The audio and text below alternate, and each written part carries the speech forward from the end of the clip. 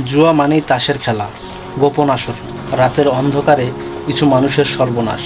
এখন আবার ঘরের ভেতর বসেই খেলছে লুডো, স্পিন, ক্রাশ গেম আর বলছে টাকা আয় করছি। কিন্তু এটা আয় নাকি এক নতুন ধ্বংসের রাস্তা?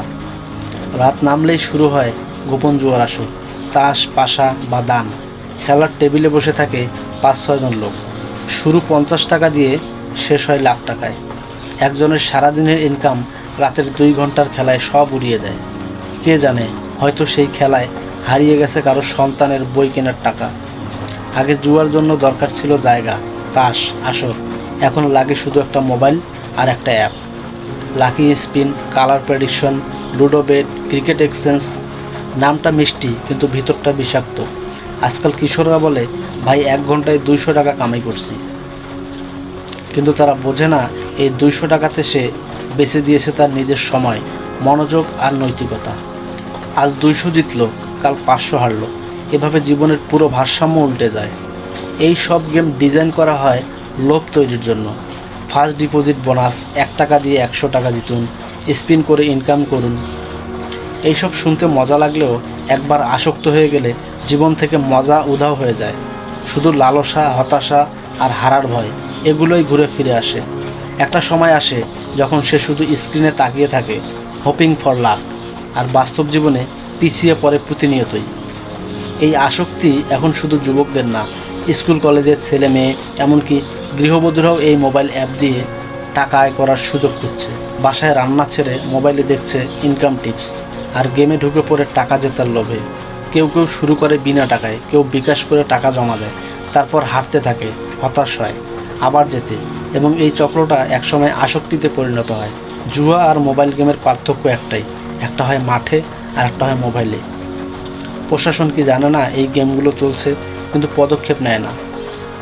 আর অভিভাবকেরা ছেলে মোবাইলে বসে আছে, ভাবছে হয়তো ক্লাস করছে, আসলে সে খেলছে ক্রাশ গেম আর ভাগ্য দিয়ে টাকা কামাতে চাচ্ছে। এইভাবে একটা প্রজন্ম গড়ে উঠছে যারা পরিশ্রমের চেয়ে ভাগ্যে বিশ্বাস করে। শ্রম নয়, লাক, এই মনোভাবটাই তোমাকে শেষ করে দেবে একদিন। জুয়ার আসর আর মোবাইল গেম দুইটাই এখন মনের মাদক। গেমে আসক্তি বেকারত্ব বাড়ায়, পরিবারের শান্তি ভেঙে ফেলে। আপনি বাবা হয়ে যদি না দেখেন, আপনি শিক্ষক হয়ে যদি না বোঝান, তাহলে কে রুখবে এই সর্বনাশ? জুয়া মানে মৃত্যু, মোবাইল গেমে আয় মানে ধ্বংসের ফাঁদ। আমরা সচেতন না হলে সুস্থ ভবিষ্যৎ তৈরি করতে পারবো না। আপনি তো একটা অ্যাপ দিয়ে আয়ের চেষ্টা করছেন, কিন্তু সত্যি কি আয়? না, এটা আসলে লালসার ফাঁদ। একবার আসক্ত হলে আপনি আর থামতে পারবেন না। তারপর মোবাইল দেখলেই হাত চলে যাবে খেলার দিকে। 3-4 ঘন্টা বসে বসে মোবাইলে স্পিন আর বেট করে সময় কাটানো। এই সময়টা যদি কাজে লাগাতেন। কিন্তু আমরা কেন নিজেরাই নিজেদের সর্বনাশ ডেকে আনি? কেউ বলে একটু খেললে কি ক্ষতি? ক্ষতি তো অনেক বেশি, কারণ একবার খেলার আসক্তি মাথায় ঢুকলেই সেটা মস্তিষ্ককে বিষাক্ত করে দেয়, ভাবনাকে কালো করে দেয়। মোবাইল গেম আর জুয়া দুটোই এক কথা। তুমি পরিশ্রম করবে না, ভাগ্যে বিশ্বাস করো। আর ভাগ্য যদি না দেয়, তখন শুধু চোখের জল, পকেট খালি আর সংসার ভাঙা ছাড়া কিছুই থাকে না। আমরা চাই যুবকেরা লড়াকু হোক, পরিশ্রমী হোক, নিজের পায়ে দাঁড়াক। সবচেয়ে বেশি যেটা ভয় হয় যে যুবকরা এখন পরিশ্রমের বদলে 1 ক্লিকে বড় টাকা জেতার স্বপ্ন দেখে। তারা একদিন যখন বুঝবে সব ফাঁদ ছিল, তখন খুব দেরি হয়ে যাবে। আমাদের দরকার বাস্তবতা বোঝানো, না হলে আজকের এই আসক্তি একদিন আমাদের দেশের ভবিষ্যৎকে চিরতরে নষ্ট করে দেবে। জয়টা আসলে পরিশ্রমের মধ্যেই। সুখ সমৃদ্ধি আসে এক একটি পা মাটিতে শক্ত করে রাখার মধ্যেই।